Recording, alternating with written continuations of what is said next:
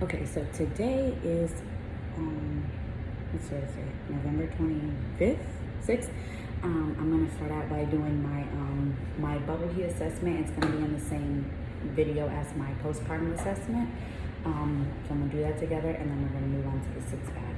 So for starters, this is my patient here. This is Miss Sally Smith. She just delivered a 7 pounds 6 ounces baby girl last night at 1800, and she is Gravida 1 I say 2. Okay, so I'm gonna let her know that I'm here to perform her postpartum assessment. While performing the assessment, I'm gonna be being mindful of the patient's responses to me. I'm gonna be mindful of her emotion, her bonding with the baby, which will come into play in my bubble HEE assessment. So first I'm gonna go ahead and start out and put on my gloves. With any assessment that I perform with my patients, I'm gonna do vital signs. So I would go ahead and take her vital signs, which will be being done, being that she delivered last night. They would have the first 15 minutes times 4 would have been done. So I'm probably just checking her vitals about every 2 hours right now at this point. So I'm gonna be doing that. So I've gotten her blood pressure, I've gotten her temperature, her pulse ox, I've taken care of that. I've done her pulse, respiratory rate, all of that. I'm gonna document all of that. Again, I've made my patient aware of what I'm gonna be doing to her, and that I'm just performing an assessment of her, and I am gonna perform my kiwi, wash my hands, and go ahead and begin. So I've done my vitals. Prior to me doing my assessment on her breast and her peri area, I would go ahead and ask for her permission, which she has granted me already. So as I move along with my assessment, I'm just gonna jump into those things. So for starters, I'm gonna start out, and I'm going to go ahead, I have on black pants. And start from the head to the toe, okay? So it's gonna be like our typical head to toe assessment with a few extra things added in. I'm just sitting her up so that I can be able to do my lung sounds and my cardiac sounds. But I'm gonna go ahead and I'm gonna start out in the head. Gonna palpate the head, making sure that's good. Gonna assess her eyes. I would use my pen light to assess the constriction and dilation of her eyes.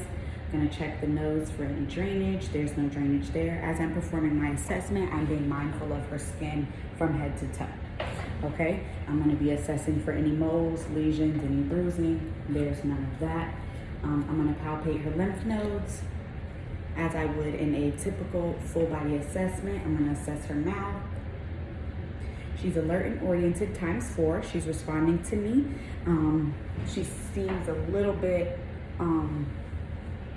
tired, which, I mean, she did just deliver a baby, so that's expected.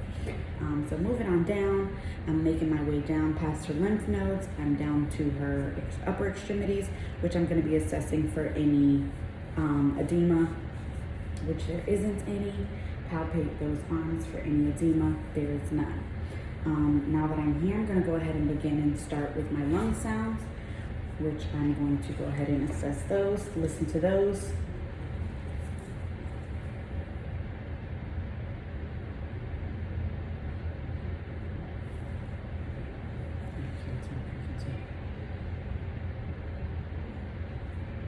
And I'm listening to her lung sounds. Those are nice and clear.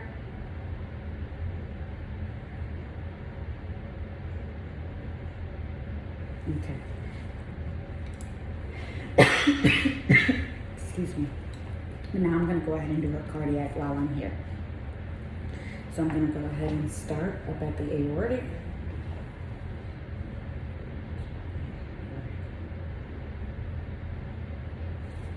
I'm going to move on to the pulmonic.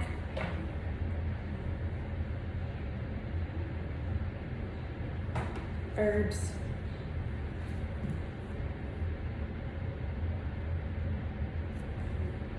Tricuspid. And mitral. Now that I've done that, I've assessed her lung sounds, her cardiac sounds, I'm gonna go ahead and examine her breast. So I'm just gonna lay it down so that you can kind of see what I'm doing here.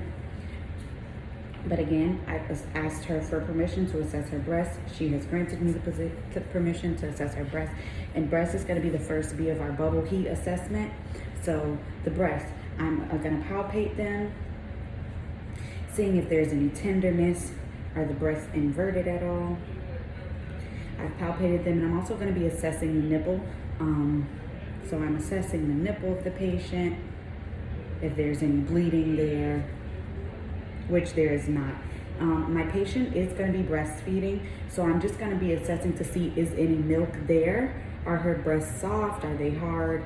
They are pretty soft.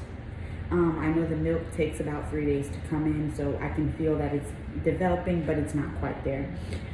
So we're just going to keep an eye on the breast. Again, that's the first B of our bubble HEE assessment that we've taken care of.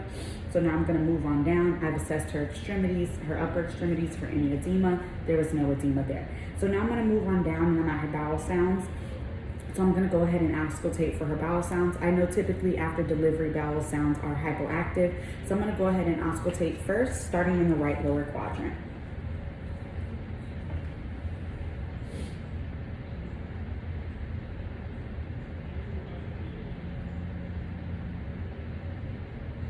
And again, as stated, they are they're hypoactive bowel sounds.